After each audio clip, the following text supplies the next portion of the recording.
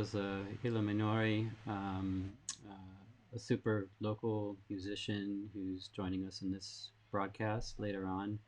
I'm really excited about that. Appreciate those of you who are able to join today. This is our second broadcast, and you can go back.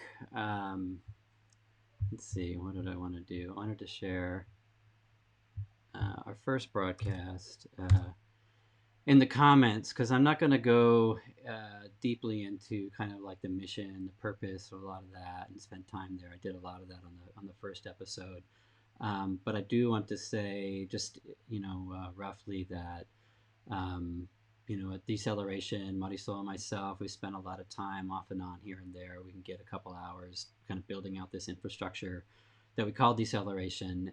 You can go over to deceleration.news and kind of get a sense of our mission, our purpose, and what we're trying to accomplish. If we ever kind of pick up and are able to do it fuller time, we'll call it. And right now, everything seems to be, there's this massive kind of like question mark hanging over all of us and over our work. And so really what we're doing with this broadcast is in our small way trying to maintain networks, maintain relationship, deepen, and even use this time to deepen our community, deepen our let me up, this mic's kind of low, deepen our place with each other. There's a lot there, that's better. That those in power that will continue to exert influence and control and dominance over the rest of us if we let this time of crisis be that, let that be the reality. And so this is kind of an assertion that we won't, that this is, we'll use the tools that we have, those avenues that are available for us. We're going to care for ourselves, we're going to care for our neighbors, we're going to care for our families and our communities in the ways that we can, given these circumstances. So part of this broadcast, I'm not a doctor, I'm not offering medical advice, but what I want to do and what Mari and I want to do is create just a little bit of room, for all of us, and offer our hearts out there and encourage everyone out there to take heart and know that we're still all together, that this isn't, they're calling it social isolation, but that's not what it needs to be, right? This is a distancing, this is a physical distancing, but that is not a social distancing. That is not my intention and our wishes for all of you. It doesn't exist miles away. It's here, right here, and I hope that you all can feel just a little bit of that. And I do want to use kind of like the opening segment sometime to share a little bit of information. There's a lot out there that you can find. There's a lot about like this $2 trillion aid package, that was rolled out, I guess signed today or yesterday, and of course, $500 billion of that is being fun is like going to operate like a slush fund in spite of best intentions to try to create transparency, understanding where that $500 billion being funneled through the Treasury Department into the corporate landscape of this country. There's language in the bill, in the legislation, that would require a reporting back from Treasury and from Trump on how it's being used, where it's going. But even signing the bill said, Trump said, I'm not going to abide by that. So for the rest of us, in the very very short term, that's a $1,200 check, which for most of us, maybe that's rent and groceries. That's 2 weeks. And in a city like San Antonio, where half of us are living very precarious lives, living in what they're defined as low wage, employment, it remains a very, very scary prospect on what's going to materialize and how we're going to find support. So hopefully in small ways, like I said, and maybe larger ways, depending on who comes on to partner with us, we can be offering some of that support. And maybe it's an emotional support, maybe it's social support, and that's a big thing. That's not nothing. And so just by way of kind of announcements, I wanted to kind of walk through Um, some that have been kind of that I through emails and word of mouth that I noticed that I did want to share. And let's see, this first one. So there's an arts relief opportunity for artists in Bexar County, San Antonio and Bexar County. And I'm going to put up the, this is, you can find it at anyartist.org in relation to the COVID-19 crisis, up to $600, and it requires very, very little. Let me just read over kind of that broad outline. So this is Luminaria and the City of San Antonio Arts and Culture Department for understanding that there's a lot of lost opportunity and lost opportunities to gig, to show your work, to be out in community, performing, what have you, as well as continuing education and travel and all those things. So artists can apply up to $600 at anyartist.org. There's no application fee. It requires only a photo, a couple examples of your work, and let's see, there's the deadline, I think. What does it say? Activities, oh, so related to activities canceled during the timeline of the National Emergency Declaration, currently between March 13th and April 19th. So anyway, you can find details of that, and if you have any questions, there's contact information on here. I hope y'all can make use of that. And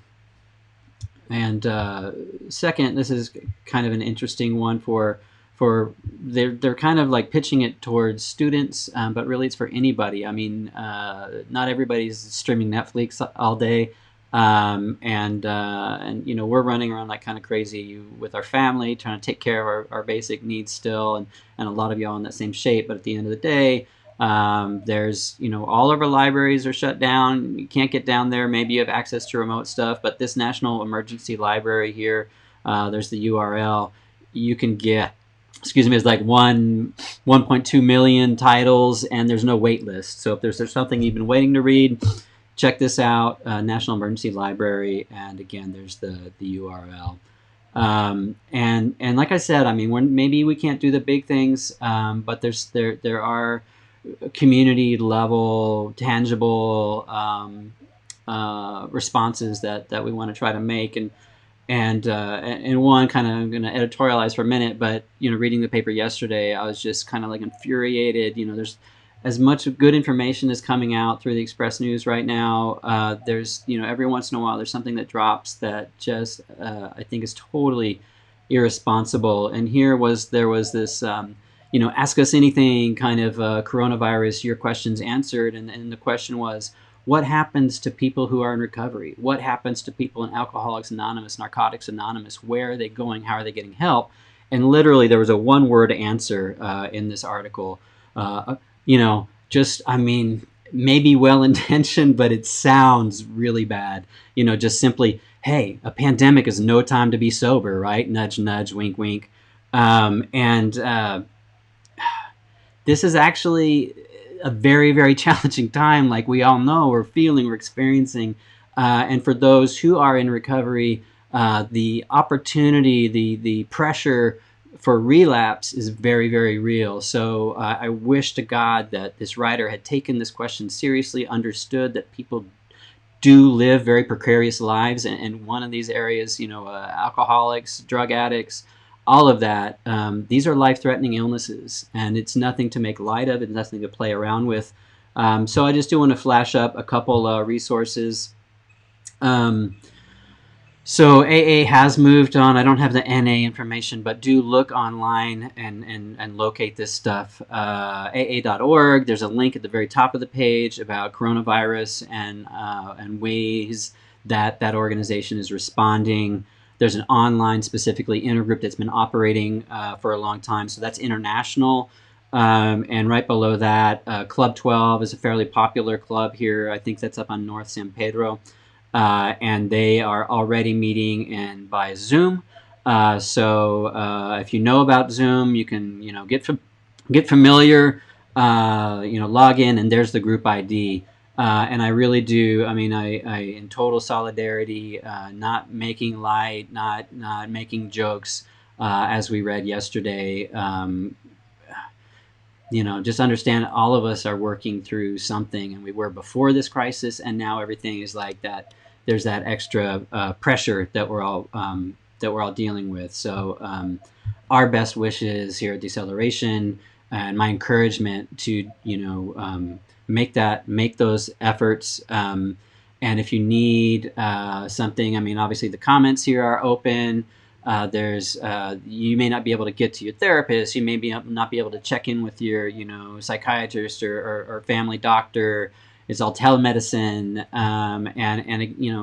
or addiction recovery. You can pop a comment in there. Maybe someone else who's watching knows of other resources. So again, just a little bit of a community space here for that.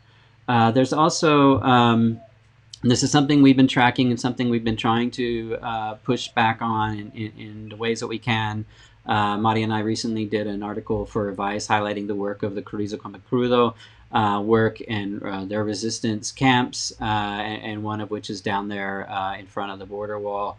And so we know that ICE has stepped up their enforcement, that there's not just, I don't even know what to call it, zero tolerance, but anybody caught, on this side are immediately deported. They're not going into centers anymore. It's just kind of like this viciousness. Just got amped up. I mean, it's already high, but it's peaking now. So here is a petition online to stop this expression of hate, stop the construction of the border wall during this period. And I'm choking a little bit. I put in the comments here, I skipped lunch again, working on this, prepping for this. I've got coffee. I was telling Brian Gordon on our last show. I hope you guys can go back and check that. It's an awesome conversation and wonderful individual human being that for whatever reason I'm still doing coffee instead of like going for the phytonutrients and all the teas I should be going for, and now my hands are up on my mouth, so not a good example there. But here's another one I wanted to share, and here's something critical here in San Antonio. Campaign to let me find the correct language to share, but to release those juveniles being held currently in local facilities, understanding that coronavirus disease, COVID-19, increases daily. It's on an exponential curve, and that once it goes into lockdown facilities, jails, ICE detention, juvenile centers, that it's extremely, extremely hazardous. We know it's extremely communicable. And so there's a series of steps that folks are calling on for local authorities to take. Here's the contact information where this letter has been directed. We know, like locally, we've shut down schools, and like I mentioned, the libraries, canceling events. We're in kind of shelter at home. Not engaging with more than just our family units. Of one of two. And yet at the same time, we've got entire populations that are warehoused around the city, around the county and the state and beyond, that we need to take a really hard look at and bring, get them out of there and into safe spaces. So we know that in institutional spaces like this settings, it's virtually impossible to contain the spread of this novel form of coronavirus. And so the call is to immediately halt new admissions to juvenile detention and correction facilities and initiate the removal of youth from those centers, as well as those who are waiting for release. As they're being brought out to be released, provide them with information, written, verbal communications to them and to their families, how they can find adequate medical care and community-based supports. 3, to create transitional plans for youth that are released from custody, including follow-up care for those that are in the foster system, finding them a safe place to live, and for those on probation, eliminate incarceration as an option to probation violations. And so this is kind of like common sense stuff for our youth, for our children. We hear a lot about our elders and their vulnerabilities, but it is not just those over 65 that are succumbing to this coronavirus. And I hope that folks will take a minute. We do on this broadcast. It's only our second, but we try to take time to make at least kind of like one action item that folks can still kind of organize around and put pressure onto our elected officials, appointed officials. So I hope you all are able to take a moment to do that. And then some of these folks, they've gotten deserved knocks, for some of the kind of outrageous, insensitive, violent things that they've been sharing on national TV. In this case, Lieutenant Governor Dan Patrick on Fox News, bravely volunteering himself as a sacrifice to the youth of the future. That maybe our elders really do want to put themselves at risk, extreme risk, so that we can save the economy or some kind of bullshit like that. So anyway, I couldn't resist piling on, and hopefully we continue the pressure in this direction as well.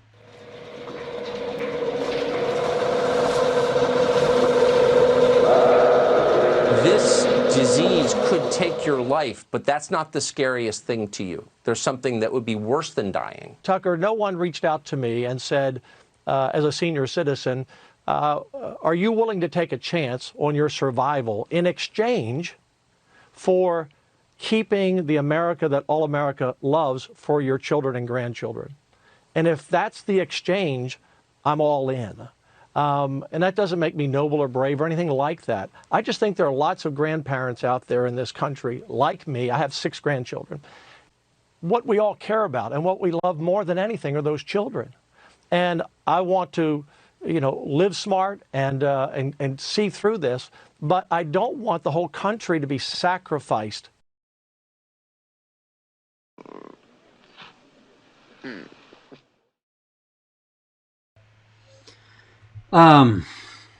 Yeah, so Dan Patrick is a classic. Climate deniers across the Republican Party spectrum. They're not willing to put on a sweater. They're not willing to, not eat steak and lobster every night. They're not willing to drive less, God forbid, take a bus. They won't do the bare minimum to help contribute to solving the climate crisis. But a pandemic like this rolls around and all of a sudden they're ready to grandstand. I'll give my life for the economy, the America that so many Americans are proud of, without a sense in their head that this has become a gig economy, that we're experiencing the widest and the most rapid, shift of wealth from the base to this top 1%, for all the inequities of the economic system that we've experienced to this point. And we are hopefully mobilizing to turn that over in the very, very near term.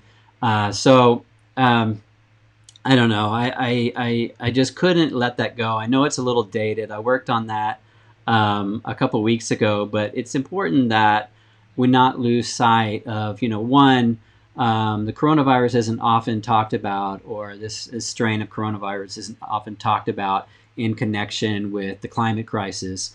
But it's important to think the climate crisis is many things. When I talk about it, I'm talking about the collapse of the oceans, the massive deforestation around the world, loss of over half of our old growth forests, the biodiversity collapse, experiencing extinction rate not seen since the dinosaurs. I mean, we're the warming of the oceans and the carbonizing, so that on and on. I mean, you get the point. Is that this is massive and it's global. And the fact is, as we continue to hack our way, through our forests, we're exposing new viruses. And not only that, but there's research showing that process actually speeds up the diversification of these unmet or viruses that are out there.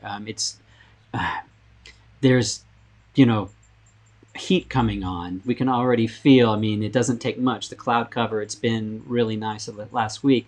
Cloud cover dispels just a little bit, and all of a sudden, boom, we're up in the into the 90s again. And we know when summer comes on, this is likely, if this lasts 10 years, has 20 years as any guide, going to be very possibly another record center, putting lives at risk. Those lives at risk, extreme heat lasting for months on end, doubled with coronavirus, and perhaps drought or other stressors, just poverty, right? We're going to be moving through this into deep recession, if not depression, with no understanding of how we're going to kind of create a new economy or support on that side, understanding that increased heat drives mosquito-borne illnesses farther and farther north as well. So fucking Dan Patrick, man, I swear to God. And I'm sorry, I like I said, I skip lunch, and I do tend to curse a lot, but I'm not out here to spread that, but I did want to step on him a little bit, and I think you hear me. So that was my rant, and that's not even the asshole of the week, right? That's just Dan Patrick. Asshole of the week's down at the bottom of the show. So stick around for that. And I do want to introduce Dr. Adelita Cantu, who's a wonderful, wonderful woman at UT Health Science Center, who's been organizing around environmental health, environmental justice for many years. And I wanted to check in with her, and we've got a great conversation on these issues, on how inequity in our political and our culture, political system has prepared us for kind of like moving into a perfect storm. And I hope you enjoy the conversation. Most of these interviews I've been doing, the bandwidth is a real issue. We tried to broadcast for the first time a few nights ago and couldn't even go online. I was told that Facebook had a partial shutdown of their own. So it's not great quality, but I hope you'll stick around for that conversation. And following that, Ila Minori, a fantastic artist, musician, brief conversation, and then just bringing in her music, very soothing and hopefully speaking to other areas of healing and medicine for all of us. So Dr. Adelita Cantu. I've been in public health for a long period of time, and public health nursing as a specialty, in its foundation is social justice and balancing the healthcare for all and making sure that health is delivered to all. And we do that in a variety of ways, but social justice is really our foundation. And I've always known that. And one of the things that has inspired me with in the environmental justice movement as well as environmental health is throughout the years, I have seen the impact of both of those. My husband's taking the dogs away, so they won't bother us. I have seen the impact of environmental issues on health and healthcare for a long period of time. I've always known it's been a real issue. Kids having their asthma, kids having asthma attacks, seniors with the intense heat, the stress levels that occur because of weather conditions that are happening out there. So I've seen it on a personal level in healthcare encounters. And so about 10 years ago, I became associated with an organization called Alliance of Nurses for Healthy Environments. And it was really a great nexus for me because this is the opportunity to join an organization that is speaking the language and doing what I feel I can do as a nurse in terms of practice, research, advocacy, and considering climate change as a health issue, because that hadn't been in the discussion before. So I've used them not only to learn how better to advocate, but also for my practice. My research projects, my community service projects are focused on getting the communities to understand what's going on in the environment and how can they embed that in themselves as well as their neighborhood. So always working to advocate and giving them voice to that as well. So that about 10 years ago, so I really had an outlet in which I can join and which I could speak to and which helped me build my capacity to better inform the public about these environmental health issues. And again, always that social justice being a foundation. And so naturally environmental justice came out of that as well. Yeah, absolutely. And, it's, the real crime really that where we're looking at right now where, good, housing is a human right, health care as a human right, and suddenly it's critical policy, right? I mean, where would we be right now if just obvious justice considerations were grounding our governance from the beginning. And so when you look at this, I'm sure the work that you've been involved with, or others that you're following, Nurses for Healthy Environments, I see, the area, or similar to kind of climate change work. This may not have been the storm we were predicting, a pandemic, but we've seen kind of these geographically not isolated but more regional impacts, extended drought and these hurricane, these weather events, but here we're big, you take this novel coronavirus, you take we're coming into our summer, we don't know what we're moving into, but we have kind of like the rapid moving violence. And then you have the kind of like the drip, drip, drip. Sometimes that's what Rob Nixon calls slow violence. The slow violence of and the environmentalism of the poor is his book, I think. But it's like, and other terms, other phrases I've heard, death by 1,000 cuts. You can carve out into pristine wilderness to a certain amount of acreage and be okay. But then pretty soon you're having mudslides and you're having contagion. You're having all kinds. You don't know where that tipping point is, and so. While we're talking about kind of like what may sound incremental in terms of good policy, there are some raging red flags out there. And I'm wondering, from a policy position, what you've been tracking in your background and in your history, that now you're watching this unfolding of global pandemic and just thinking, one, where were the actors? Where was the proper response at the time, and two, where do we need to go right now? Sure, that's really good, and I would argue in not being able to predict this, or we didn't know it was going to be happening. Actually, if a lot of policymakers had been listening to public health officials, I would argue that this was going to come. We knew that there would be a pandemic at some point, and that unless we built up the infrastructure for public health, for that equalization of health, that something similar to what's happening now would happen. So I would argue that it's not necessarily a complete surprise. Yeah, I don't mean for all of us. I think for folks like myself, my message is so often about public health and coal, or public health and extreme heat and these kinds of things.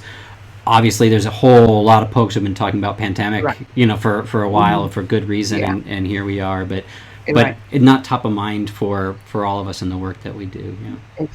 Exactly. And so, one of the things that, if you would layer what's happening on it right now, if we had the policies that were more equal or equitable, we would not be suffering some of the things we're doing right now with the current epidemic. For instance, for people that don't have access because they have no health insurance. If we had addressed that long ago, we would be able to probably free up a lot of the emergency rooms, because that's the only option for those individuals now, whereas they would have had a primary care home or a primary provider that they could have called and then been treated that way. So if we had had a more equal basis for access, there may not be some of the issues that we're seeing now because of that gap. Another gap that we've seen is paid sick leave. Because we don't have a mandatory paid sick leave, you had people coming to work and infecting other people, not with just the COVID-19, but all the other flus, all the other things that go around, because that you don't have that equal equity there that you need. So again, because of those policy gaps, you're seeing some of the results of that with this current pandemic. I know there's other countries around the world that do have some type of Medicare for all or nationalized health system that, yes, indeed, they have the COVID, but it's not overwhelming the system right now. They're better able to manage it because people do have access to healthcare. Better testing. If you know who's positive, who's not, then you can isolate them. So, yes, it's happening with our current pandemic, but it's also the consequences of the pandemic harkens back to a lot of our policy gaps that we've known that have been there a long period of time. And this just kind of peels the Band-Aid off of those things we've done in the past for that. Mm-hmm. But a lot of it is healthcare access. And then if you put environmental health and environmental justice just on top of that. If you get sick or other consequences of the environment around you, air pollution, asthma, and you still do not have access to health care, you still do not have paid sick, you're going to have that same issue there. Mm-hmm. So that's an underlying issue that makes pandemics or environmental health worsen because you don't have that foundation there to support it and to get people to on a healthier footing.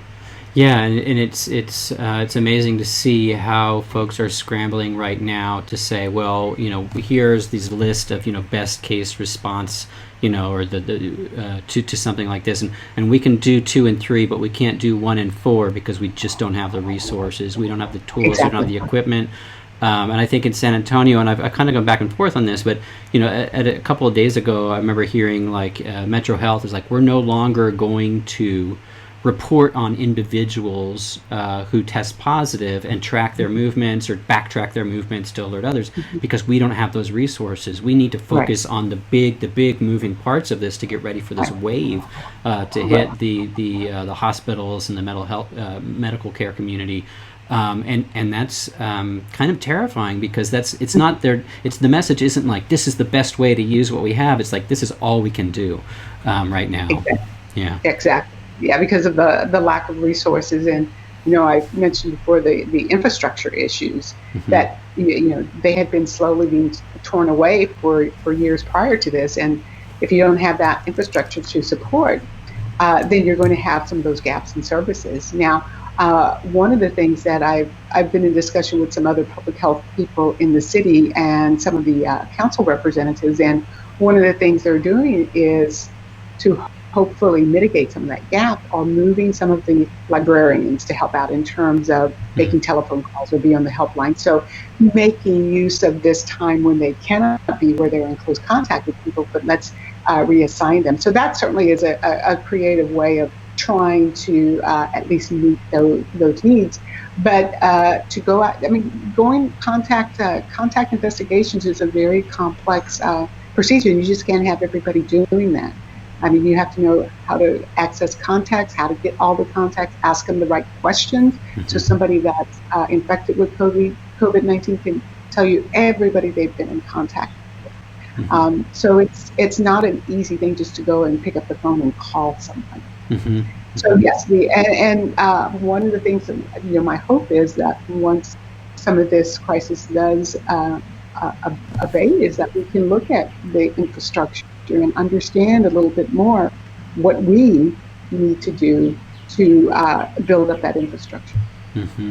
And I think one of the things I really appreciated, and maybe we can unpack a little bit here in our last conversation, I'm somebody who kind of declare mad pride, right, with mental health history, bipolar diagnosis, and all this, and this is, it's important to say and to say it over again, even when you function typically as someone you can pass, right? It passes, whatever. Neurotypical, as horrible as that sounds, because the divergent is where the fun is, but. The mental health crisis that comes along with something like this is real. And not only that, but pre-existing. We know that many more people that would ever identify or are getting treated with depression or bipolar, the range of these diagnoses, are here and are alone. We're kind of fairly isolated culture, society, broadly in the U.S. I think less so maybe in San Antonio than other places I've lived, but people do. We live and die alone in a lot of ways. It's not an exaggeration. Bowling Alone was that famous book, right? And so I know you're aware of the impact of now social isolation and this as a policy response. And our elders, are in places where it's just Meals on Wheels may come by or somebody like that, but it's a basket at the doorstep and not even a handshake anymore. So what are your thoughts on how people can support one another and continue to engage and maintain healthy communities and neighborhoods?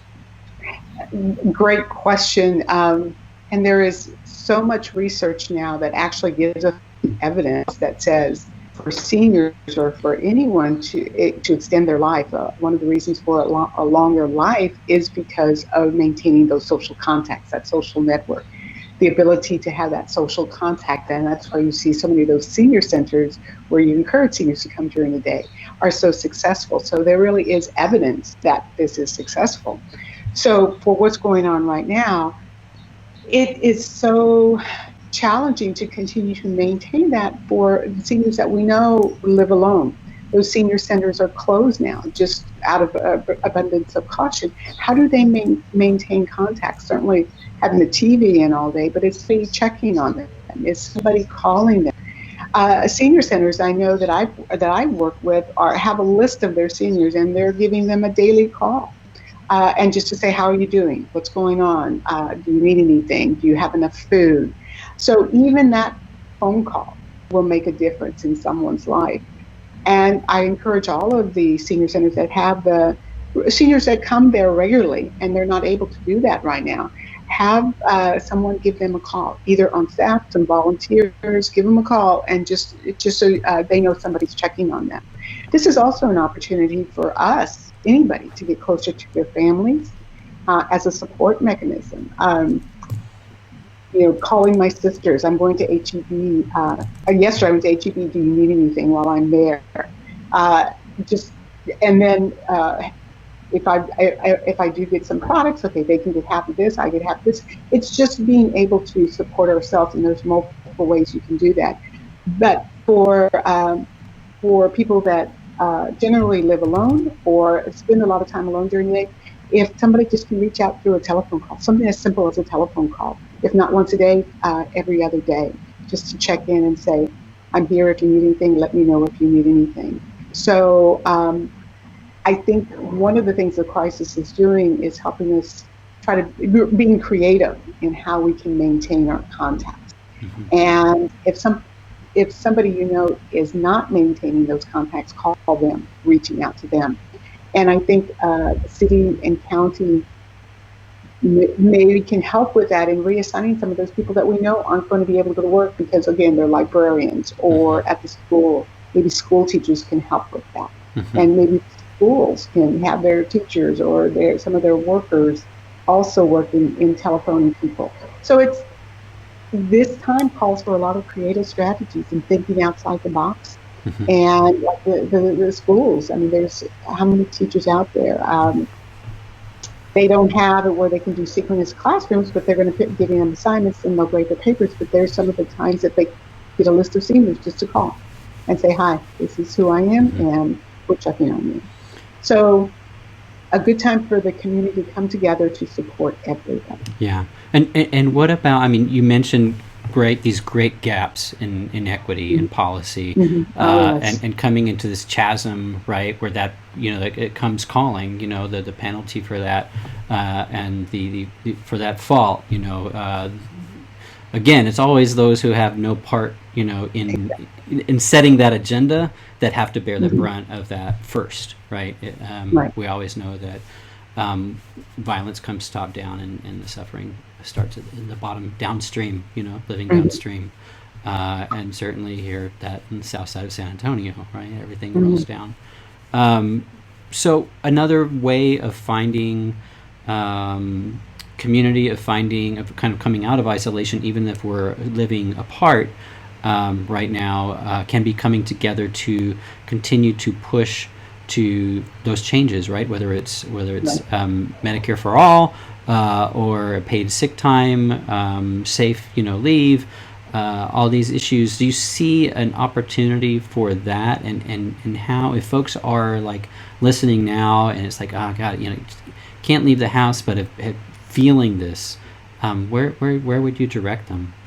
What are the areas that you would? Yeah, mm-hmm. Yeah, because it is definitely the most vulnerable that are going to be hardest hit when there's any crisis at all. Mm-hmm. I mean, we saw it with Hurricane Katrina, Hurricane Harvey, and now we're seeing it with this as well, because you've got the individuals that are working paycheck to paycheck, hourly employees, the waitresses, the hotel industry, the hotel workers.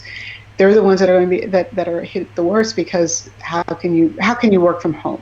How can you work from home? How can you do anything from home? So they're not being paid. They're going to be hit the hardest. And I think it's an opportunity right now to help the most vulnerable communities find that voice, so they can make so they can lead some of those changes that we know need to occur. Because again, when this crisis is over, we see now, well, hopefully, why don't we have paid sick? I mean, if we're able to do it with a stimulus package, why can't we do it all the time? Why can't we do healthcare access for all? We're doing it now. How come we can't do it all the time? So, with the vulnerable communities, giving them the capacity to give them their voice, and how do they let their policymakers understand that, hey, it can be done. Why can't it be done? It would make life so much more equitable, as well as our life so much easier. Mm-hmm, mm-hmm, So the opportunity of building capacity that way, mm-hmm, of helping people advocate for themselves for these type of policies that are going to help them and their families. mm-hmm, And it's we know that San Antonio is the top city in terms of poverty. mm-hmm. So we will never be able to get out of that unless we really understand those infrastructure issues and those policy gaps that have maintained the status quo for the vulnerable populations. And now we can see that, well, why can't we have paid time off?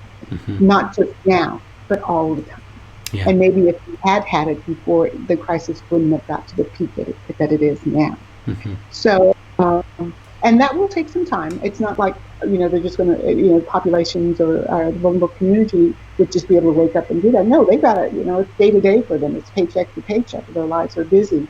But it can continue building. After this is over, we can continue building it through organizations like Texas Organizing Project or Move Texas or things like that. Mm-hmm. So they can use what's happening now to say, let's further this agenda so we can close those gaps. Yeah, yeah. That so desperately need to be closed.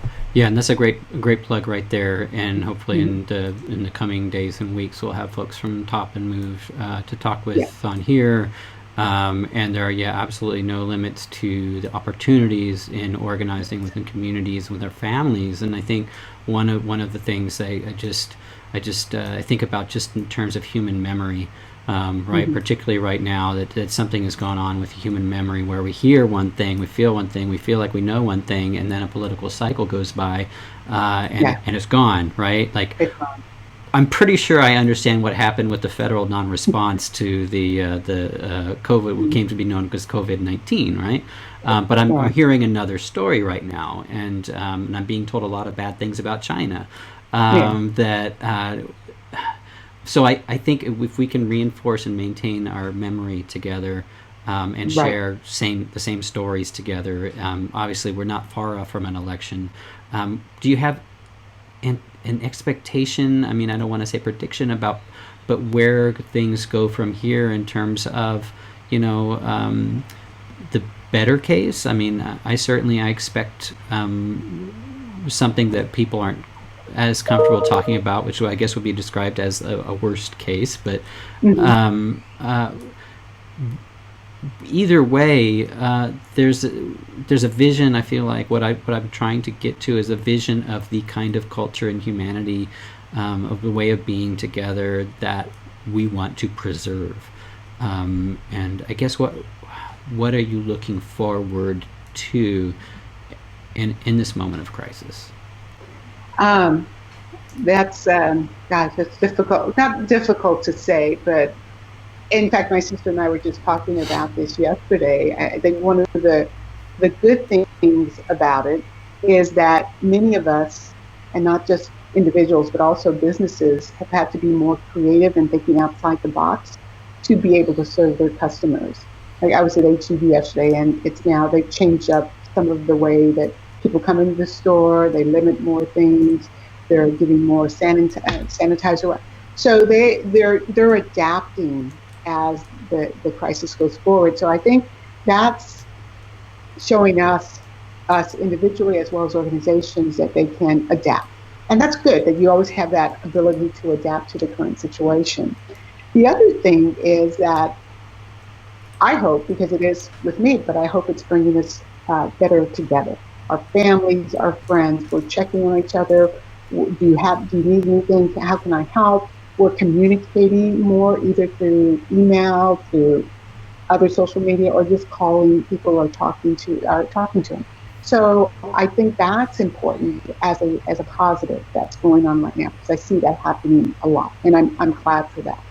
And as I said, we're becoming creative, just as I am with how to teach students online. You just become creative. And then, but policy-wise, I don't want, and I want to continue sticking a pin in it to every policymaker I talk about, is let's go back and revisit paid time off, because I want to put a pin on it. It's happening right now. It's in the stimulus package. I understand what's going on right now, but I'm not going to forget it. Yeah. So for everyone to stick a pin in those things that are, well, if you can do that now, why can't we do it? Absolutely. And I continually remind people about that, because I'll come back to that. In the summer or after the summer, we've got an election coming up. Where does that policymaker stand on paid sick? Why did they support it here, and why don't they support it here? Mm-hmm. Only when there's a crisis. You don't care about me getting sick time off, paid sick time off, when there's not a crisis. So help me understand this. So I think it's important for us as organizers, as people that talk with the community, is help them put a pin in that, and then come back to them and say, okay, now the current crisis is mitigated somewhat. Let's continue further discussion of this so we don't have that crisis again. Mm-hmm. I feel like that's something. Yeah, I think it's important upon us, as professionals, as community outreach workers, organizers, mm-hmm. to remind people about it. Mm-hmm. Yeah, I mean, there's so many areas. I'm talking with a couple other friends in the housing world, and mm-hmm. and so like the great charity of Bexar County, or now the state or whatever, is like, we're not going to throw you out of your homes this month. Yeah. Oh wow. And again, there's always these qualifiers, and we'll rush to and say, well, San Antonio, this is a working city, right? And this is right. You had mentioned kind of like the most segregated, both by class and race, mm-hmm. A large city in the United States. And you would think that, well, maybe there's a problem with this runaway eviction, and we've been reading about that. It's like we're going to turn around in a recession, if not a depression, and think we're going to go back to the business as usual. But even in a healthy economy, is that the kind of community that we want to be facilitating or taking a part in? And so I think it is a real opportunity to dream and demand more. So as people communicate with the city, I appreciate what you had said last week to me, that in all the ways that our lives are being upended because of the coronavirus and the response going on right now locally and regionally, we still have our voices. We may feel and may have been taught all our lives, or in some cases for multiple generations, that there's entire peoples that have been told, your story doesn't matter, your voice doesn't matter. You can only ask for, get in line, and you can ask for a sidewalk, but you can't have a park, or whatever it is, or paid sick. So there's a time right now where these voices matter, and I think in a very practical way, I hope to explore going forward. If we can't be crowding in City Hall, demanding change, demanding something of our elected leadership, then we find a way here remotely to do that, and find a way to bridge the digital divide at the same time. So hopefully that will be something that people will bring into the conversation as well, because I know that increasingly, my health, I'm very, very fortunate to have a job where I have health insurance, and I can call them and I can stream with them, and they'll tell me what I'm experiencing. Like telemedicine is everywhere. Right. And that's got to be a key part of this too, right? The digital divide and public health. And that is so critical right now for some of the challenges the schools are facing right now. Yeah, we can do online, but not everybody would have access to that, and so that would just perpetuate what's going on in the schools right now by being supported by the property taxes. Well, you have homes that are really, really small and homes that are really, really big. And so that's how the income stream comes to the school. So that's a divide right there. And then if you layer this on top of it, because of the digital divide, and that challenge for the school right now is how do you meet the learning needs of the students without everyone having the same access? Mm-hmm. And right now everybody doesn't have the same access. Yeah. So it's time it'll be time to dream big, because we're seeing what's possible right now. Mm-hmm. Internet services giving free internet access to families for a month. Well, what about doing something on a sliding scale basis? Right? Mm-hmm. Again, this is the time to think that creatively. Our city can create its own network. Or its own network. Yeah. I mean, they do it at the parks, they do it at the libraries. Can they give access to people that don't? But if you want to do it on a sliding scale, because we do it in the healthcare, our CareLink program is a financial assistance program based on your income. Mm-hmm. Why can't we provide Wi-Fi? Mm-hmm. The city or the county provide it as well on a sliding scale fee. Yeah. Well, again, there's no reason to not.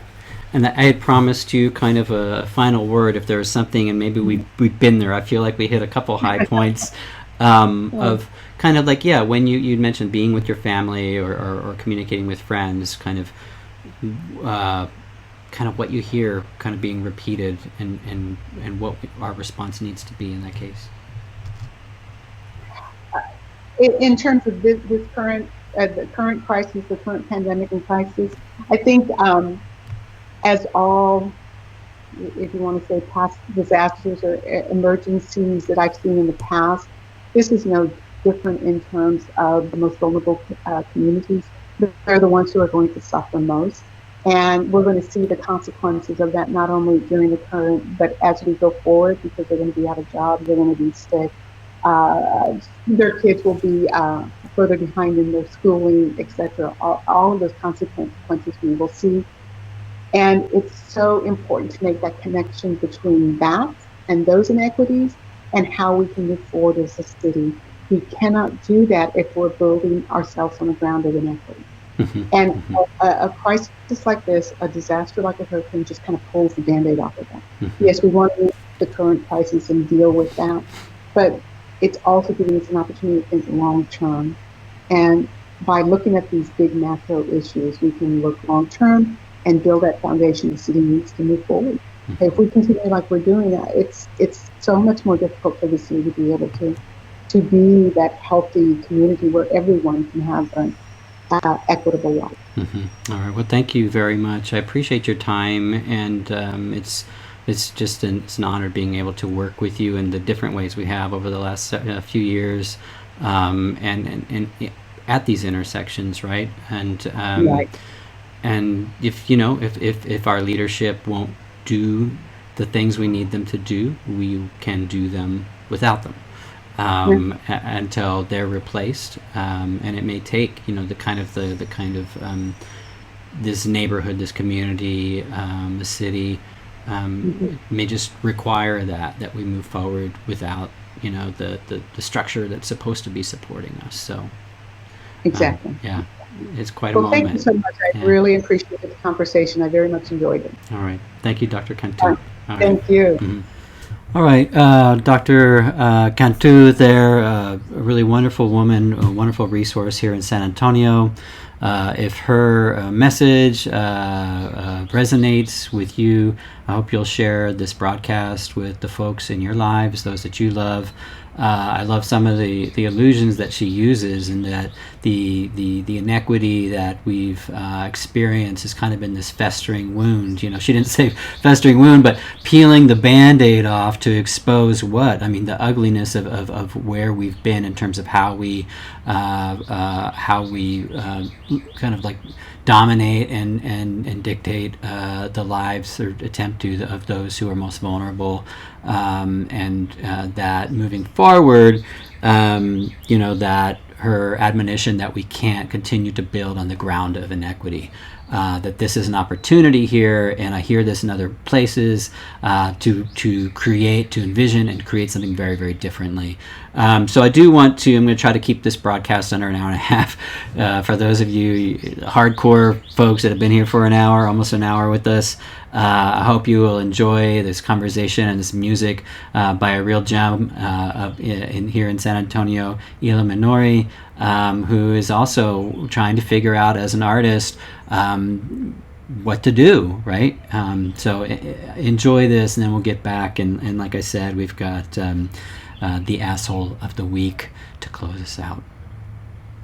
I'm on with Ila Minori, who really kind of rushed to the head of the line for two reasons. I've been wanting to have artists on. I've been wanting to have musicians and poets and everything, just to make sure that we keep our collective, community, a lot of our tight-knit social networks, well, in this period when people are feeling probably very dislocated, and I know I am, adjusting to this new schedule where I'm at home all the time. But you really responded, I thought. We put up the call for the Dilley Detention Center, where so many families and really so many children are being held. Probably the thought is that just because their families have brought federal lawsuits against the government for keeping them detained, and so thank you for responding to that, number one. But I've also been checking you out on Facebook, and I know during this period of kind of like the shelter in place that you've been doing a number of live streams, and those have been amazing. So it's obvious you've been taking some time to work out your system there to perform for folks who can't come out and find you, and you're not able to be with them. So if you would, just like to start off, just tell me how you're doing and what this transition period has been like for you. Right, Greg. So it's been quite a shock, sort of like a shift. I've had mixed feelings about it, like as far as like, since I'm an artist, I actually really enjoy solitude.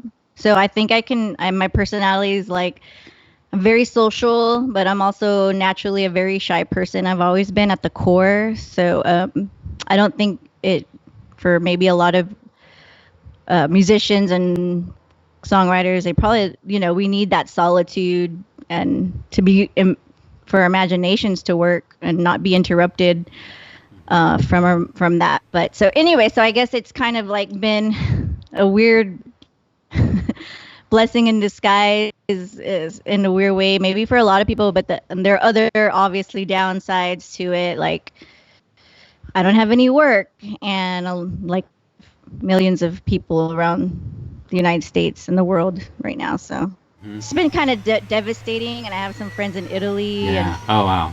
Yeah. And they've been kind of giving me some of their insights and what they're going through, and I'm like, wow, it's pretty sad. And probably learning a bit on how they're responding, right, in the crisis. Right. Yeah. Yeah. That you had, I know you had a number of projects kind of in the works. You had mentioned one earlier about working with the Brick on kind of a showcase or a live stream showcase. Can you describe that and kind of let folks know maybe where the status of that may be? Yeah, what I was working on with Brick was a once a month live music sessions, and we were going to be live streaming it, and also helping to foster the music community. We wanted to give the musicians that performed a copy of their live performance recording, so they could use it for their own social media or for their own promotions. And I was just going to be curating it and hosting it. But as far as that's on pause right now. But I've been talking to a couple of the artists and employees at Brick, and we're just kind of trying to brainstorm how we can still help the music and art community that we know. So cool. And I don't want to stand on this moment too long, because I know you've got some songs to share. But do you have any other kind of message to the broader community at this moment that you want to bring forward? Yeah, just going off of your last interview with Brian Gordon, I thought, which was, by the way, a really really great interview for everybody. He talked about gardening, home gardening. And so, but basically, you guys mentioned something about keeping your networks. And the reason why you're doing these interviews was so the city could keep, those networks alive and whatever we did, whether it was art or restaurants or restaurant owner. Or basically, my message is just to keep those checking on people and keep those ties and see how, first and foremost, just how everybody's doing, and maybe just let some people know you're thinking about them. I know that I've been doing that, and that seems to be helping me and even them, like, so I've been reaching out to old friends, like, hey, just thinking about you, Yeah. family and stuff. Yeah, for sure, for sure. Okay, well, thank you very much. And if you want to introduce your songs and bring them, I'm really excited and I'm really grateful. And it's just fun to catch up with you. It's been a number of years, and thanks for bringing this into the community at this time. Thank you. Yeah, this song is something that I did on a improv sessions that I'm doing on my Facebook, and I'll be doing some on my Instagram shortly. I'm just getting the equipment or adapters that I need for that. But this is a untitled song, and something that musicians could probably do is, if you have a pedal, because it's kind of like having multiple instrumental, since it's probably you by yourself, now, or maybe one other person, but here we go.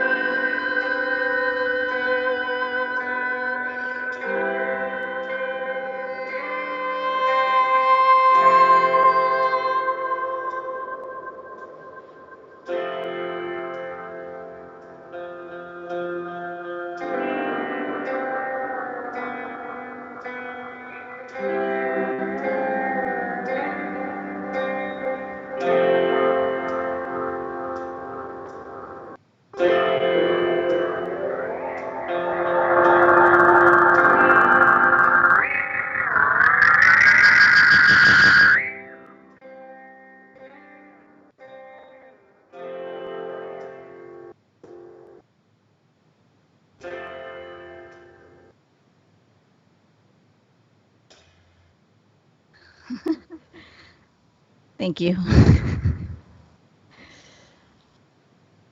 Still working on the last bit there.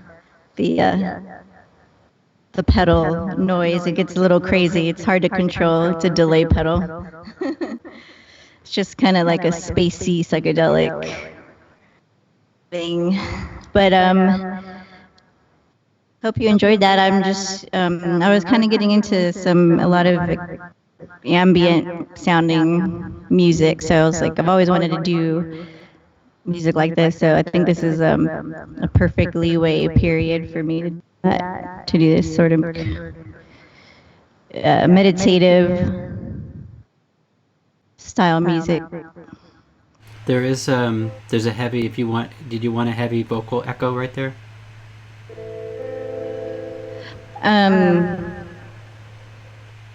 Just no, but sorry, yeah, it's because of the pedal. There we go. All right. Sorry about that.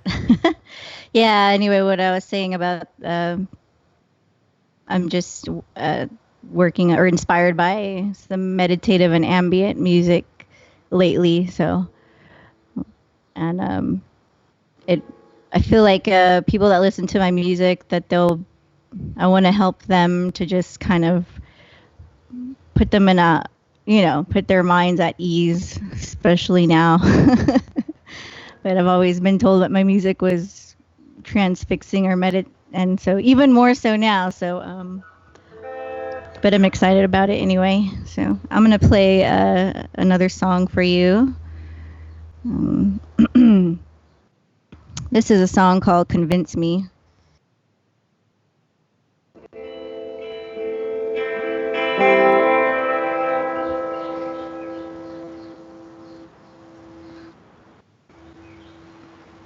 All right.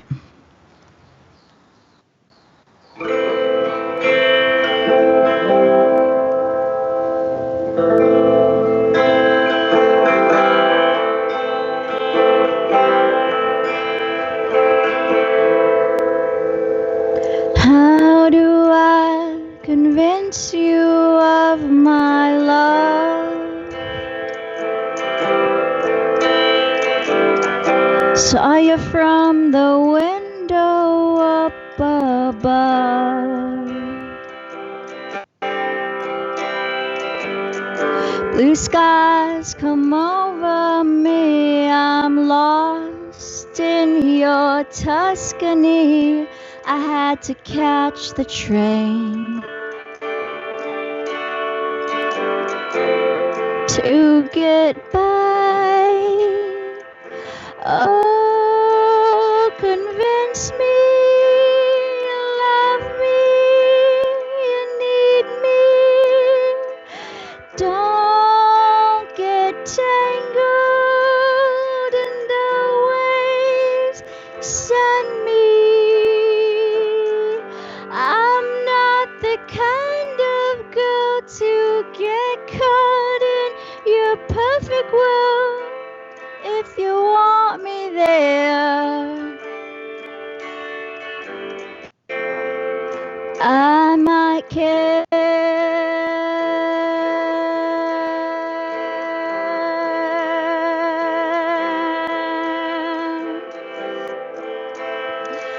How do I convince you of my love?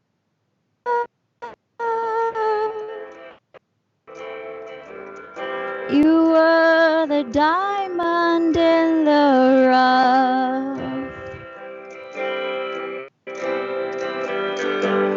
Blue skies come over me and I lost in your Tuscany. I had to catch the train, yeah, to get dry. Whoa, convince me you love me, you need me. Don't get tangled in the waves you send me. I'm not the kind of girl to get caught in your perfect world. If you want me there,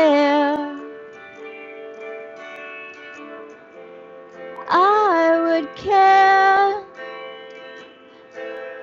Oh, convince me, baby, you love me, you need me. Don't get tangled in the waves you send me. I'm not the kind of girl to get caught in your perfect world. If you want me there, I would care. Yeah, if you want me there,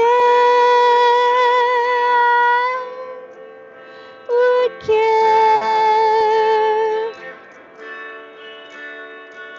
Oh, baby, if you want me there, oh, baby, I would care.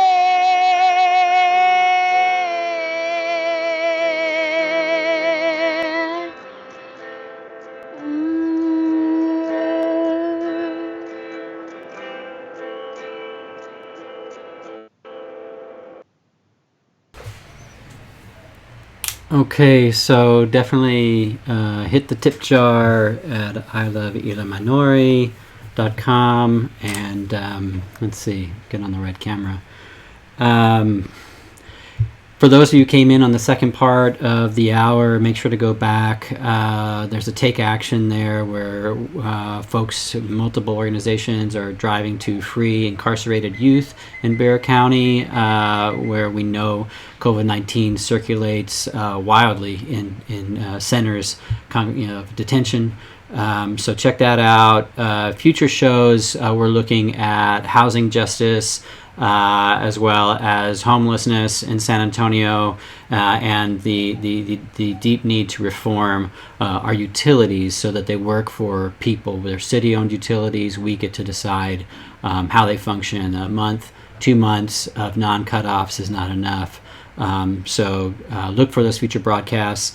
And we've been waiting. I've been drawing it out.